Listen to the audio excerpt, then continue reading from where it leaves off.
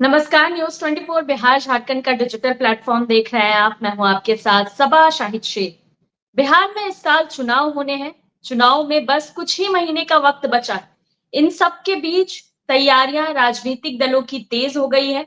अगर बात की जाए महागठबंधन और एनडीए की, तो दोनों अपनी अपनी रणनीतियों पर काम कर रहे हैं, जनता के बीच में जा रहे हैं, तमाम तरह के वादे और दावे कर रहे हैं। लेकिन इन सब के बीच सवाल ये उठता है कि आखिर जनता की पसंद कौन होने वाले हैं? क्योंकि जिस तरह से तेजस्वी यादव महागठबंधन की तरफ से आगे हैं और नीतीश कुमार एनडीए की तरफ से आगे हैं, दोनों जनता के बीच में जा रहे हैं, तमाम तरह के वादे कर रहे हैं, अपनी अपनी रणनीति पे काम कर रहे हैं। तो ऐसे में ये देखने वाली बात होगी कि इस बार जनता की पसंद कौन होने वाले हैं। तो चलिए इन्हीं तमाम बातों पर आज विस्तार से चर्चा करेंगे। चर्चा के लिए हमारे साथ एक खास पैनल भी मौजूद है, तो उनका स्वागत करते हैं। हमारे साथ मौजूद है हमारे वरिष्ठ सहयोगी सौरभ कुमार जी, प्रियदर्शी रंजन जी वरिष्ठ पत्रकार, मोहन कुमार जी वरिष्ठ पत्रकार। आप सभी का बहुत बहुत स्वागत है। सबसे पहले मैं चर्चा की शुरुआत हमारे वरिष्ठ सहयोगी सौरभ जी से करना चाहूंगी। सौरभ जी, आप लगातार ग्राउंड जीरो पर बने रहते हैं, बिहार की राजनीति को काफी अच्छे से समझते हैं और अभी जमीनी स्तर पर क्या माहौल है, ये आपसे बेहतर कोई नहीं बता पाएगा। तो क्या लगता है आपको, जिस तरह से बात अगर तेजस्वी यादव और नीतीश कुमार की जाए, तो जमीनी स्तर पर बात की जाए तो माहौल क्या लग रहा है? जनता की पसंद कौन होने वाली? सबा, जनता की पसंद कौन होगा यह कहना तो काफी मुश्किल है, क्योंकि इसका जवाब हम्म। जनता ही दे सकती है। और जनता जी। अब बिहार में पहले जैसी नहीं रही।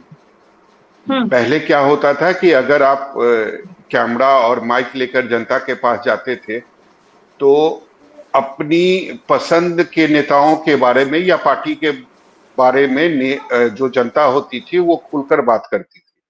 लेकिन अब ऐसा नहीं है।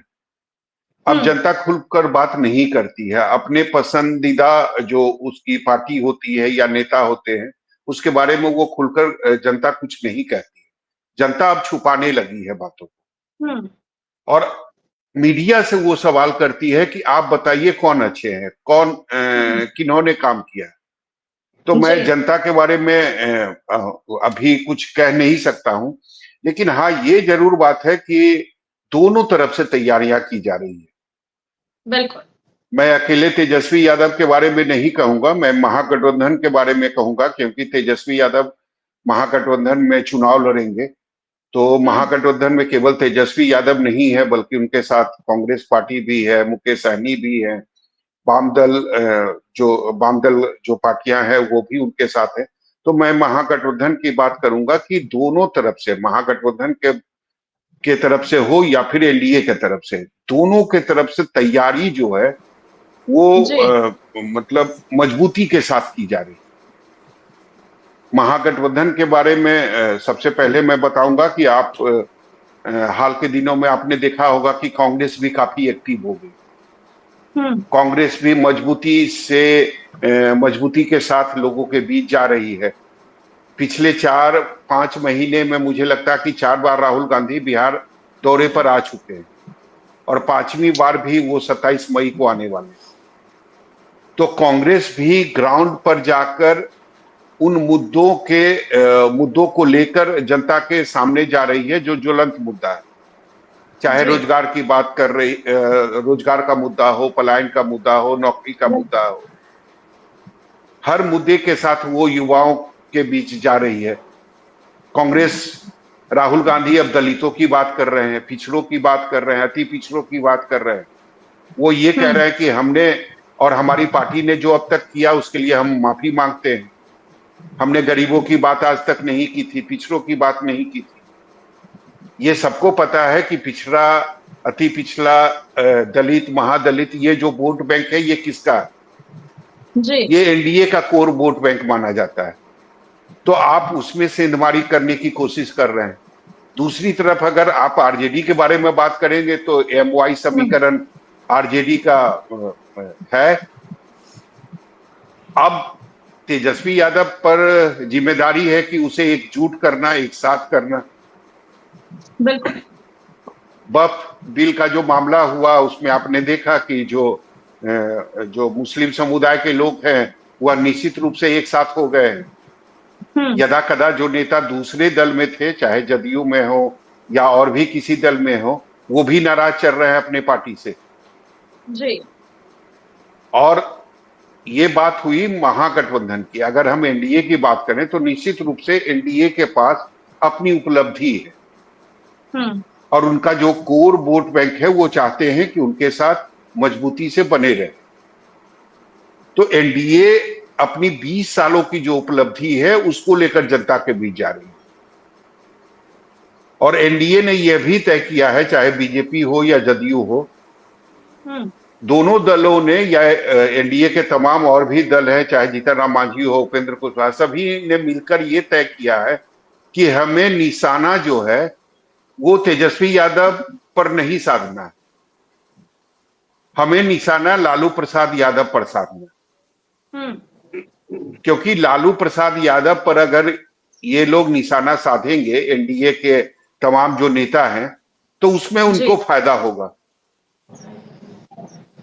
उसमें वो 15 सालों के जंगल राज की बात करेंगे। आपने देखा होगा कि बीजेपी के तरफ से कई वीडियो भी जारी किया गया, उसमें यह कहा गया भूलेगा नहीं बिहार, और उन तमाम बातों का जिक्र किया गया जो जंगल राज के दौरान या 90 से लेकर 2005 के बीच में जो भी घटनाएं घटी थी बिहार में, उसका जिक्र किया गया। क्योंकि बीजेपी को, जदयू को ये पता है कि तेजस्वी पर अगर हम लोग निशाना साधेंगे तो हमें कुछ भी हासिल नहीं होगा। क्योंकि तेजस्वी जब जब सरकार में आए उन्होंने अपना कोई लूप जो है वो सरकार को नहीं दिया है। तो आप तेजस्वी पर निशाना नहीं साध सकते। हाँ, भ्रष्टाचार का मुद्दा है वो आप लालू परिवार पर साधेंगे। इसके अलावा जंगल राज का जो मामला है वो आप उसको लेकर जनता के बीच जाएंगे। इसके अलावा जो 20 साल की उपलब्धि है, निश्चित रूप से बिहार में काम हुआ है, इससे कोई इनकार नहीं कर सकता है। लेकिन लोग ये कह रहे हैं कि ये 20 सालों में नाकाफी है। मतलब 20 साल एक बहुत बड़ा एक कहे तो पीरियड होता है। 20 सालों में अगर आप चाहते तो काफी कुछ कर सकते थे,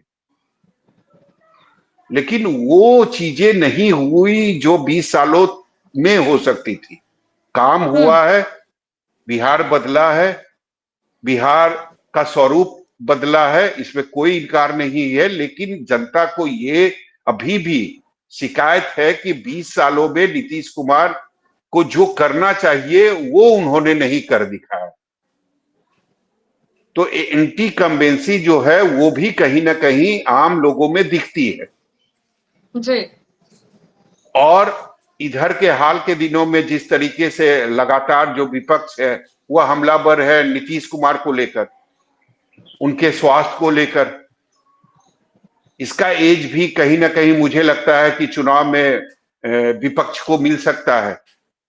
क्योंकि अगर आप एक तरफ तेजस्वी यादव और एक तरफ नीतीश कुमार को अगर देखेंगे तो तेजस्वी यादव युवा चेहरा है। बिल्कुल। तो कहीं ना कहीं दोनों के अपने अपने वादे हैं, अपना अपना एक पक्ष है, अपनी अपनी उपलब्धि है, और दोनों अपने अपने वादे उपलब्धि को लेकर जो है वो जनता के बीच जा रही है। आपने देखा होगा कि किस तरीके से तेजस्वी यादव ने कहा कि हमने नौकरियां दी, यानी हम जब शासन में आए तब नौकरियां सरकार के तरफ से दी जाने लगी।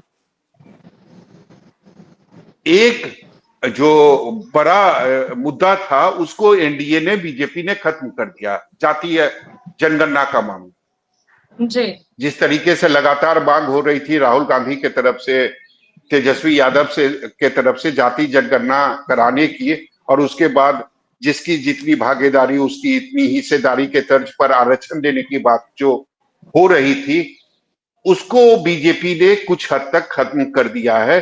प्रधानमंत्री, केंद्र सरकार ने ये कहा है कि अब देश में जाति जनगणना होगी, लेकिन उसका अगला कदम क्या होगा? आरक्षण की मांग अब भी तेजस्वी यादव और राहुल गांधी कर रहे हैं। तो दोनों के अपने अपने मुद्दे हैं। मुझे लगता है कि काफी जल्दबाजी होगी ये कहना कि किसका पल्ला भारी है। लेकिन हाँ, ये जरूर दिखाई दे रहा है कि चाहे एनडीए हो या महागठबंधन, दोनों मजबूती से आमने सामने दिखाई दे रही है। सत्ता किसके हाथ में होगी, किस कुर्सी किसके पास होगी, ये मुझे लगता है बिहार की जनता तय करेगी। बिल्कुल बिल्कुल सौरभ जी, फिर आपका रुख करेंगे, सीधे रुख करना चाहूंगी वरिष्ठ पत्रकार मोहन कुमार जी का, जिन्हें बिहार की राजनीति की काफी अच्छी परख है। तो मोहन जी, जिस तरह से बात की जाए अगर महागठबंधन और एनडीए की, तो तैयारियां हर तरफ तेज है। महागठबंधन में कांग्रेस भी इस बार दमखम से लग गई है। वहीं अगर बात की जाए एनडीए की, तो एनडीए की तरफ से हाल ही में जो पोस्टर चिराग पासवान की पार्टी ने लगवाया था, ये भी एक तमाम सवाल खड़े करे। तो कहीं ना कहीं दोनों पार्टियों में अपने अपने जो भी कहीं अनबन कह सकते हैं, उन्हें भी सुलझाना है और आगे के चुनाव की तैयारी भी करनी है। तो क्या लगता है कितना असर पड़ेगा इन सब का और किसको फायदा होगा? बिल्कुल सभा जी, आपने ठीक ही कहा है कि चुनाव नजदीक है। महागठबंधन और राष्ट्रीय जनतांत्रिक गठबंधन, दोनों दल जो है, दोनों पार्टियां लग गई है चुनाव की तैयारी में, और सभी अपने अपने स्तर से जितने भी लोक लुभावन घोषणाएं हैं वो कर रही हैं। खास तौर पर देखा जाए कि इन दिनों आपने देखा भी होगा, पिछले दिनों एक सर्वे भी आया था, हम सभी ने देखा भी था, और सर्वे में बहुत सारी बातें भी आई थी। कभी नीतीश जी का ग्राफ को गिरते दिखाया गया था, तेजस्वी जी के ग्राफ को बढ़ते दिखाया गया था, और आपने देखा भी कि पुनः 3 महीने में ग्राफ जो है गिर गया। तो महागठबंधन में भी घमासान है। कांग्रेस भी पूर्व के बनिस्पत आज जो है अभी वर्तमान में ज्यादा एक्टिव हो गई है, जैसा कि बताया भी सौरभ जी ने कि राहुल गांधी जी का भी लगातार दौरा हो रहा है। राहुल और कांग्रेस भी गांव गांव गरीब लोगों के बीच, गरीब तबकों के बीच, अति पिछड़ों के बीच लगातार जा रही है और एक संदेश देने का प्रयास भी कर रही है। देख रहे हो कि पिछले दिनों जो है चुनावी मस्त में कांग्रेस के प्रदेश अध्यक्ष को भी बदल दिया गया। तो कहीं ना कहीं कांग्रेस ज्यादा आक्रामक हो गई है महागठबंधन में, और इस कारण जो है महागठबंधन के नेता, महागठबंधन ने नेता तो कांग्रेस को मान ही लिया है। जैसा कि सौरभ जी ने बताया कि तमाम बहुत सारी पार्टियां हैं, उसमें भी वाम दल है, कांग्रेस है, जिसका नाम मुकेश सहनी है, सभी लोगों ने नेता तो तेजस्वी यादव को मान लिया है। लेकिन जो ग्राउंड पर रियलिटी है, जो अपने अपने स्तर से लोग अपनी अपनी बात को रख रहे हैं, राहुल गांधी जी खुद क्रेडिट दे रहे हैं कि मेरे दबाव में, कांग्रेस के दबाव में भारत सरकार ने यह निर्णय लिया है कि हम जातिगत जनगणना कराएंगे, और जिसकी जितनी भागीदारी होगी उतनी उनकी हिस्सेदारी होगी। तो इस बात को वो पब्लिक में कन्विंस करना चाह रहे हैं, इसका लाभ उठा रहे हैं। रही बात पे राजग गठबंधन की, तो राजग गठबंधन में निश्चित तौर पर लंबे समय तक मुख्यमंत्री रहने का श्रेय तो नीतीश जी को जाता है। 2005 से अभी तक कंटिन्यू है। अगर बीच में 10 महीने का पीरियड छोड़ दिया जाए नेताराम मांझी जी का, तो नीतीश जी लगातार बने हुए हैं। और सबसे बड़ी बात कि 2015 से अभी तक कंटिन्यू है इसी का। और रही बात की ये राजग गठबंधन जो पब्लिक को कन्विंस कर रही है कि हाँ ये समय जो है बहुत काफी नहीं है जो हम बिहार का विकास कर सकते थे, और जनता कहती है कि भाई आपको काफी समय दिया गया। और दूसरा चीज, जिस तरफ मुख्य विपक्षी दल जो है, इनके सेहत को लेकर के पब्लिक जो बातें बोल रही है, कह रही है, नीतीश जी निर्णय नहीं ले पा रहे हैं, नीतीश जी कार्यक्रम में नहीं जा पा रहे हैं, मीटिंग नहीं कर पा रहे हैं। और इधर देखा जाए तो सरकार जो है जदयू और ये एनडीए सरकार लगातार जो है नीतीश जी विजिट कर रहे हैं, हर दिन किसी न किसी दौरा में, किसी न किसी इंस्पेक्शन में। तो कहीं ना कहीं जनता में भ्रम की स्थिति है। लेकिन अगर ग्राफ के तौर पर देखा जाए तो नीतीश जी पसंद है, और उसका कारण भी यही है क्योंकि राजग ने एक नीति बनाई है, रणनीति तैयार की है कि हम लालू जी को ही चोट करेंगे, उनके ही कार्यकाल को दिखलाएंगे। तो निश्चित तौर पर जो उस 1.5 दशक का कार्यकाल था, राष्ट्र स्तर पर बिहार की जो बदनामी हुई है, बिहार की जो छवि खराब हुई है, उसी को आज भी भंजाना मुद्दे पर अगर जनता के बीच जाते हैं तो निश्चित तौर पर नीतीश जी ही पसंद बनते हैं। तो ये हालांकि सचमुच जल्दबाजी होगा, गौरव जी ने ठीक ही कहा कि जल्दबाजी कहना होगा, जल्दबाजी होगी यह कहना कि कौन आएंगे, नीतीश जी आएंगे कि तेजस्वी जी आएंगे, निश्चित तौर पर जल्दबाजी होगा। समय आ गया है, जनता निर्णय लेगी। सभी जो है अपने अपने स्तर से लोग लुभावन घोषणाएं कर रहे हैं, देखते हैं आगे क्या होता है। बिल्कुल, चलिए ठीक है मोहन जी, फिर आपका रुख करेंगे, सीधे रुख करना चाहूंगी वरिष्ठ पत्रकार प्रियदर्शी रंजन जी का, जो कि बिहार की राजनीति को बहुत करीब से देखते हैं। और काफी अच्छी सूझबूझ रखते हैं बिहार की राजनीति। तो प्रियदर्शी जी, जिस तरह से बात की जाए नीतीश कुमार की, एनडीए की, तो वो 20 साल के कार्यकाल को लेकर जनता के बीच में जा रहे हैं। और अगर दूसरी तरफ बात की जाए तेजस्वी यादव की, तो तेजस्वी यादव फ्री के वादे भी कर रहे हैं। तेजस्वी यादव 200 यूनिट बिजली फ्री देने की बात कर रहे हैं, माई बहन योजना के तहत बात कर रहे हैं। तो इन सब का लाभ किसको कितना मिलेगा, कौन किस पर कितना भारी पड़ने वाला है? देखिए सभा जी, मुझे जो लग रहा है बिहार में अभी भी ट्रेडिशनल पॉलिटिक्स चल रहा है। हम्म। बहुत बड़ा परिवर्तन इस बार भी देखने को नहीं मिल रहा है। जो पिछले 20 सालों से, 30 सालों से, 3 दशकों से, 4 दशकों से जो ट्रेंड बना हुआ है बिहार की पॉलिटिक्स में, वही ट्रेंड अभी भी बरकरार है 2025 में। बिहार सोशल जस्टिस की बात पर चुनाव, सोशल जस्टिस हावी है। डेवलपमेंट कौन है? डेवलपमेंट के मुद्दे हाशिए पर है। आज भी जिस तरीके से जातीय जनगणना का मुद्दा बिहार से उठा और ये देश का मुद्दा बन गया, आप कह सकते हैं कि बिहार की प्राथमिकता में सोशल जस्टिस है। बिहार की राजनीतिक प्राथमिकता सोशल जस्टिस है, दल चाहे कोई भी हो। हमने सभी दलों को देखा है, जातीय जनगणना पर सर्वदलीय जब बैठक बुलाई गई थी तो सभी दलों ने एक साथ कहा था कि जातीय जनगणना होना चाहिए, और हुआ बिहार में। तो ये सूचक है कि दल कोई भी हो, सोशल जस्टिस से समझौता नहीं हो सकता, और सोशल जस्टिस ही प्राथमिकता है। रोजगार देखिए, पिछली बार रोजगार तेजस्वी यादव ने बनाया था, लेकिन इस बार नहीं लग रहा है कि रोजगार की हवा चलेगी। और हवा नहीं, बिहार में अगर आपको राजनीतिक परिवर्तन चाहिए तो आंधी और तूफान की जरूरत है। हवाओं से अब बिहार का राजनीतिक रुख नहीं बदलने वाला है। जिस तरीके से राजनीति बिहार में हो चुकी है, लालू का परिवार, नीतीश की विचारधारा, भारतीय जनता पार्टी का ट्रेडिशनल पॉलिटिक्स जिस तरीके से हावी है, उसमें अगर आपको चेंज चाहिए तो चेंज के लिए कोई आंधी चाहिए, और आंधी लाने की कुछ लोग कोशिश कर रहे हैं, लेकिन उनके व्यक्तित्व पर ही सवाल खड़ा है। तो कुल मिलाकर के वस्तु स्थिति ये है कि बिहार में ट्रेडिशनल पॉलिटिक्स फिर से 2025 में हावी रहने वाला है। रही बात आपने कहा कि डेवलपमेंट, सौरभ भी बता रहे थे विकास हुआ, माना मैंने भी विकास हुआ। एक दो मामलों में नीतीश कुमार को पूरा क्रेडिट देना चाहिए, वो है प्रशासन के मामले में। लेकिन विकास के मुद्दे पर जब बात होगी तो नीतीश कुमार को जो विकास पुरुष कहा जाता है, उस पर कहीं न कहीं कई सवाल हैं। सवाल इसलिए है कि 20 सालों के दौरान आपने क्या किया। 20 सालों के दौरान जब आपको सत्ता मिला था, एक मैं मेजरमेंट आपके सामने रखना चाहूंगा।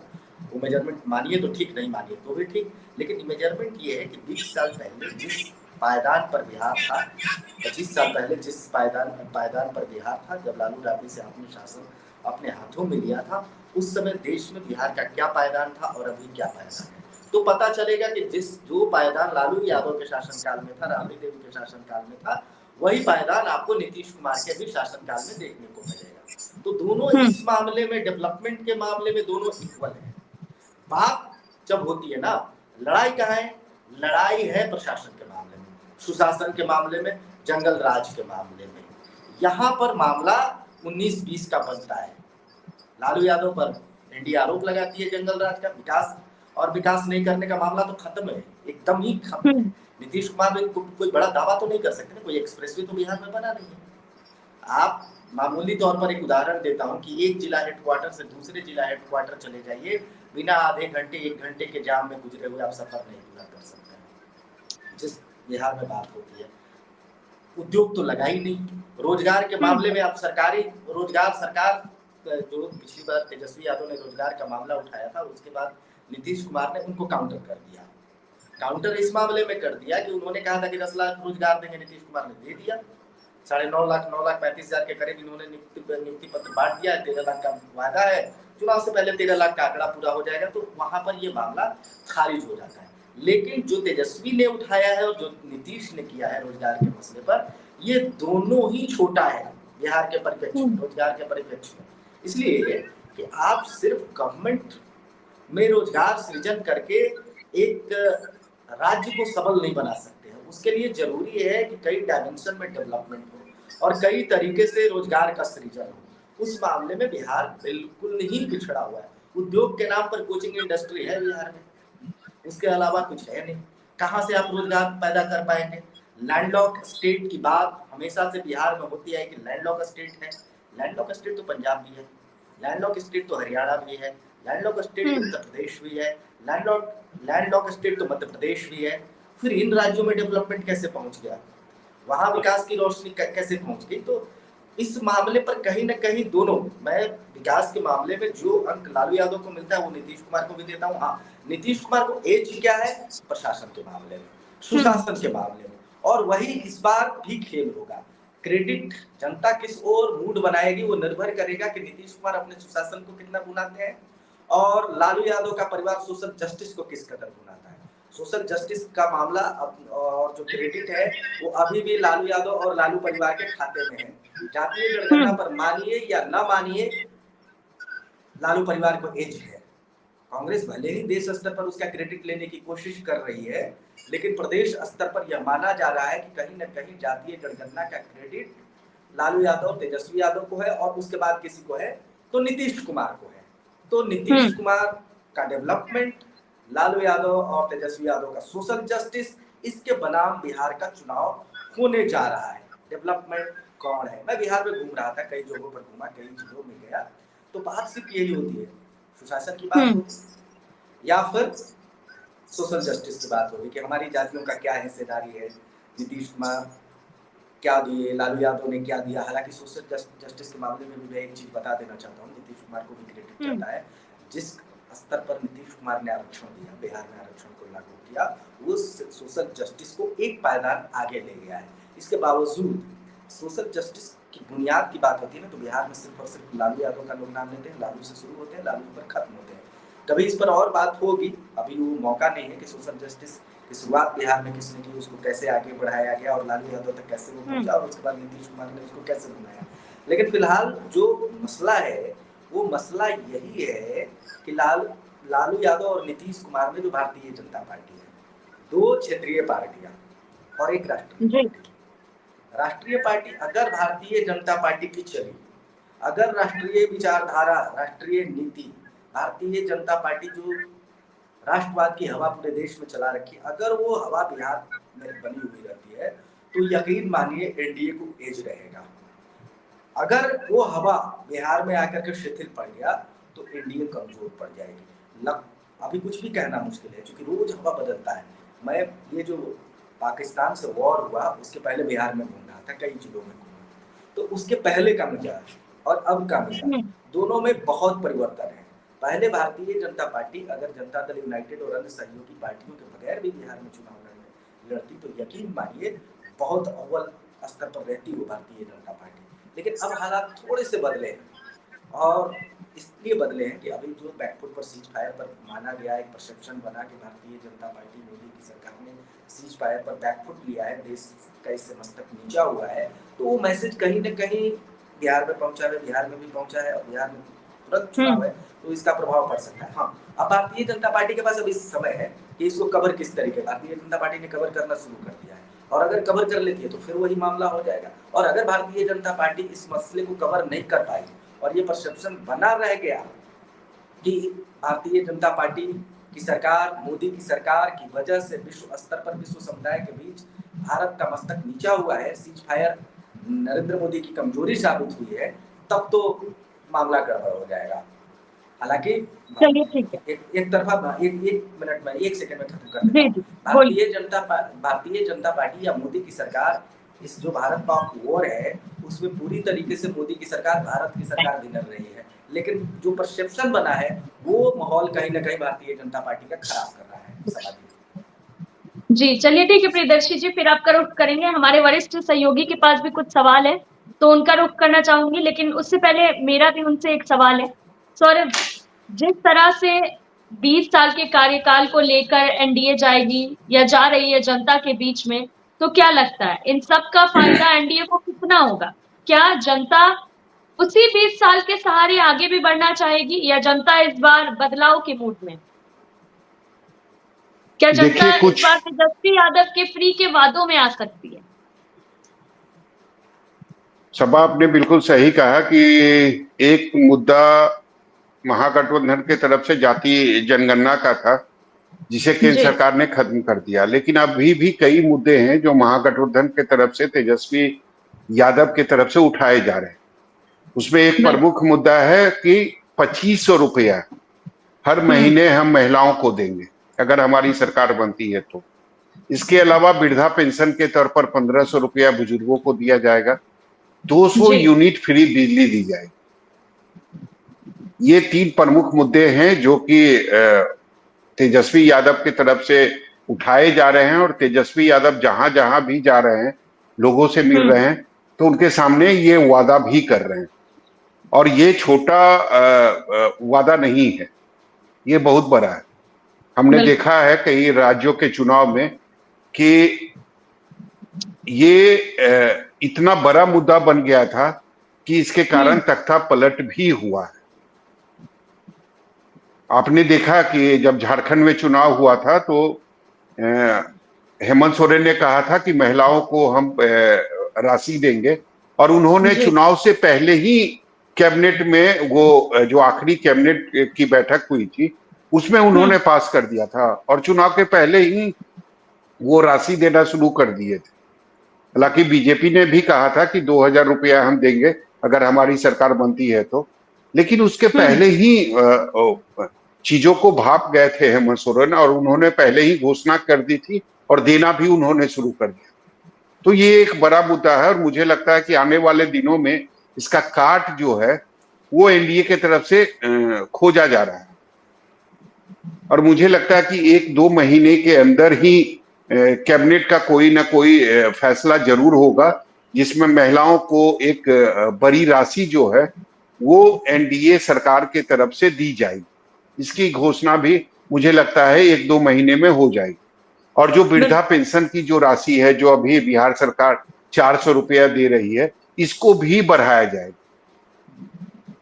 क्योंकि लगातार एनडीए के जो नेता हैं वो चाहते हैं कि कोई ऐसा मुद्दा ना रहे तेजस्वी के जी पास जिस मुद्दे को लेकर वो जनता के बीच है।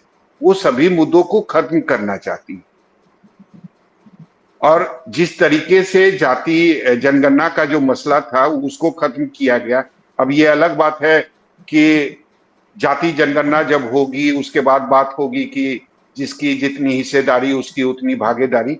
लेकिन मुझे लगता है कि उसके अलावा जो 2-3 मुद्दे हैं, चाहे महिलाओं को राशि देने की बात हो, या फिर वृद्धा पेंशन बढ़ाने की बात हो, या फिर 200 यूनिट फ्री बिजली देने की बात हो, मुझे लगता है कि महिलाओं को राशि जरूर दिया जाएगा नीतीश सरकार के तरफ से, और इसकी घोषणा 1-2 महीने में हो जाएगी।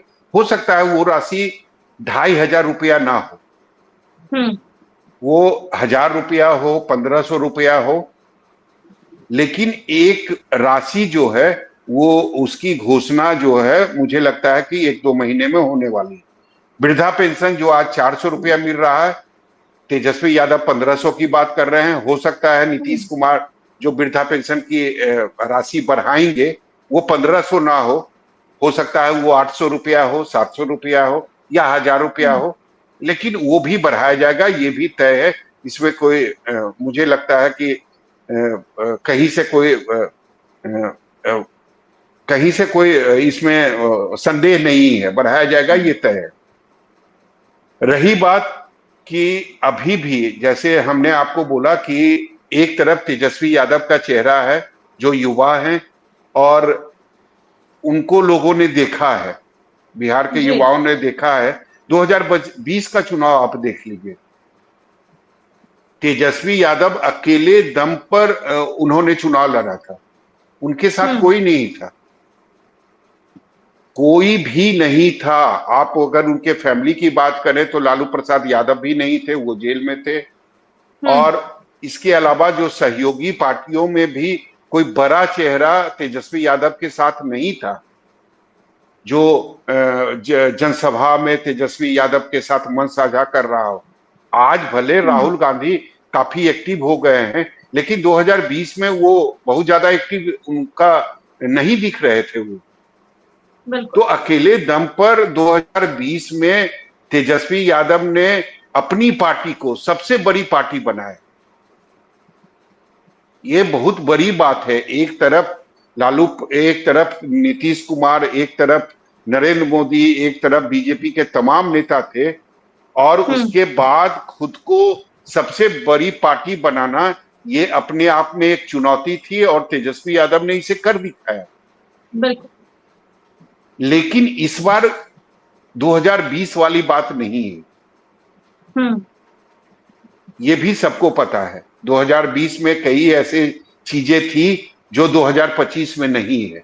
चिराग पासवान वो अकेले चुनाव लड़ रहे थे जी। और करीब 150 के आसपास सीट पर उन्होंने अपना उम्मीदवार भी खड़ा किया था। टारगेट नीतीश कुमार थे, उनकी पार्टी थी, उनके उम्मीदवार थे और इसका खामियाजा नीतीश कुमार को उठाना भी पड़ा। कई जगहों पर उनके उम्मीदवार की हार भी हुई, नीतीश कुमार की पार्टी तीसरे नंबर पर पहुंच गई। वो चिराग पासवान आज एनडीए के साथ है। भले आप कह रही थी कि वो पोस्टर लगा रहे हैं, वो आंखें दिखा रहे हैं, मुख्यमंत्री के उम्मीदवार की मतलब उनके नेताओं के तरफ से पोस्टर लगाया जा रहा है, जी। लेकिन मुझे लगता है वो सब एक प्रेशर पॉलिटिक्स है। क्योंकि खुद चिराग पासवान को भी पता है कि वो केंद्र में मंत्री हैं और वो इस्तीफा नहीं देने जा रहे। कम से कम वो इस बार तो इस्तीफा नहीं देंगे और ना ही वो विधानसभा का चुनाव लड़ेंगे। उनके तरफ से कुछ भी होगा तो वो 2030 में होगा। हाँ, उन्होंने अपनी तैयारी जरूर शुरू कर दी है, अपने नेताओं के तरफ से या अपनी पार्टी के तरफ से या अपने आप के तरफ से उन्होंने तैयारी शुरू कर दी है, इसमें कोई दो राय नहीं। लेकिन इस बार वो विधानसभा का चुनाव लड़ेंगे, केंद्रीय मंत्री से इस्तीफा देंगे, बिहार आएंगे, ऐसा नहीं होने वाला। हाँ, लेकिन अभी वो इसलिए बोल रहे हैं कि एक प्रेशर बिल्डअप किया जाए, बीजेपी के ऊपर, जदयू के ऊपर एक प्रेशर बिल्डअप किया जाए ताकि उनको उचित सम्मान मिले। सीट शेयरिंग की जो बातचीत हो रही है उसमें उनको उचित सम्मान मिले, बस इस बार उनकी मंशा केवल यही है और ये सब लोग जानते भी हैं। दूसरी बात है कि निश्चित रूप से नीतीश कुमार का स्वास्थ्य जो है, मुझे लगता है वो काफी महत्वपूर्ण है, काफी इंपॉर्टेंट है। क्योंकि 1-2 महीने के बाद जब जनसभा शुरू होगा, चुनावी जो प्रचार है वो शुरू होगा, तो उसमें लोग देखेंगे, उसमें लोग जज करेंगे कि नीतीश कुमार की वास्तविक जो स्वास्थ्य है उसकी स्थिति क्या है और उसके बाद वो फैसला लेंगे। और मुझे लगता है कि उसमें अगर लोगों को ये लगेगा कि नीतीश कुमार का जो स्वास्थ्य है वो सच में ठीक नहीं है, क्योंकि वोट देने के पहले लोग ये जरूर सोचेंगे कि हम जिन हाथों में बिहार की सत्ता देने वाले हैं या बिहार की चाबी देने वाले हैं अगले 5 सालों के लिए, वो क्या सच में 5 साल चलाने के लायक है या नहीं है। तो मुझे लगता है ये काफी इंपॉर्टेंट होगा, नीतीश कुमार का स्वास्थ्य, क्योंकि 1-2 महीने के बाद बिहार में चुनाव प्रचार शुरू होगा और उसमें लोग जज करेंगे कि नीतीश कुमार का स्वास्थ्य कैसा है, क्योंकि लोगों के बीच जाएंगे नीतीश कुमार, वहां भाषण देंगे, तो लोग निश्चित रूप से कंपेयर करेंगे कि ये पहले वाले नीतीश कुमार हैं या नहीं है, क्या उनके स्वास्थ्य में गिरावट हुआ है, क्या ये सरकार चलाने के लायक हैं अगले 5 सालों तक या नहीं है। उसके बाद कुछ लोग फैसला लेंगे, कुछ लोग जाति के नाम पर वोट करेंगे, इसमें कोई शक नहीं है, लेकिन एक बड़ा तबका मुझे लगता है इस इंतजार में बैठा है कि नीतीश कुमार की स्थिति क्या है, उसको देखते हुए ही वो आगे बढ़ेंगे। अगर उनको लगेगा कि नीतीश कुमार की स्थिति पहले वाली नहीं है, वो अगले 5 सालों तक ठीक से सरकार नहीं चला सकते हैं, और जिस तरीके से विपक्ष लगातार बोलता है कि नीतीश कुमार को हाईजैक कर लिया गया है, कुछ लोग जो हैं वो सरकार चला रहे हैं, तो ये चीजें जनता को भी दिख रही है और जनता ये नहीं चाहती है। जनता चाहती है कि जिस नेता को हमने वोट दिया है, जिस नेता को हमने मुख्यमंत्री बनाया है, वो सरकार चलाए, ना कि उसके बदले में 3-4 लोग सरकार चलाए। तो मुझे लगता है कि बिहार में एक बड़ा तबका है जो इस इंतजार में है कि वो नीतीश कुमार को जज करेगी, नीतीश कुमार को देखेगी, उनका स्वास्थ्य कैसा है और पहले के स्वास्थ्य और अब के स्वास्थ्य में वो कंपेयर करेगी। उसके बाद ही वो अपना जो मत है या अपना वोट जो है वो देगी और उसके बाद ही सरकार चाहे जिसकी भी बननी हो, मैं ये नहीं कह रहा हूं कि महागठबंधन की बन जाएगी या फिर एनडीए की बनेगी, लेकिन मैं बार बार कह रहा हूं कि अभी टाइम है जी। अभी 4-5 महीने का टाइम है। मुद्दा दोनों के तरफ से उठाया जा रहा है, मजबूती के साथ उठाया जा रहा है, लेकिन सब कुछ बिहार की जनता के हाथों में है।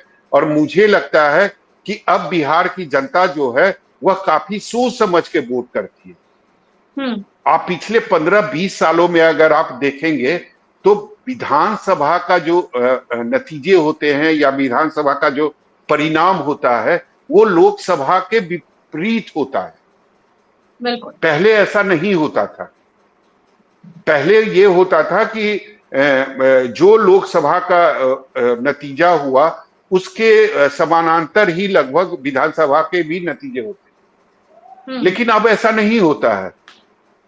अब लोकसभा का नतीजा कुछ और होता है और विधानसभा का नतीजा कुछ और होता है। इसका मतलब ये है कि लोग जानते हैं कि लोकसभा में अगर वो वोट कर रहे हैं तो किसके लिए कर रहे हैं, वो प्रधानमंत्री के लिए कर रहे हैं। और उनको पता है कि बिहार के नेताओं में कोई ऐसा नेता नहीं है जो प्रधानमंत्री बनने वाला है, तो उनके पास विकल्प की कमी हो जाती है। उनके सामने विकल्प दो ही लोग दिखते हैं, या तो फिर राहुल गांधी या फिर नरेंद्र मोदी, और उसको ध्यान में रख के वो वोट करते हैं। लेकिन जब विधानसभा का चुनाव आता है तो उनके सामने कई चेहरे आ जाते हैं, वो चाहे तेजस्वी यादव का चेहरा हो, नीतीश कुमार का चेहरा हो, प्रशांत किशोर का चेहरा हो, या फिर बीजेपी के कोई नेता का चेहरा हो। तो मुझे लगता है कि थोड़ा सा इंतजार करना पड़ेगा और अभी कई ऐसे फैक्टर हैं जो सुलझना बाकी है और उसके बाद ही लोग अपना फैसला सुनाएंगे। सब बात। चलिए ठीक है सौरभ जी, समय की कमी है। बहुत बहुत शुक्रिया आप सभी का हमारे साथ जुड़ने के लिए।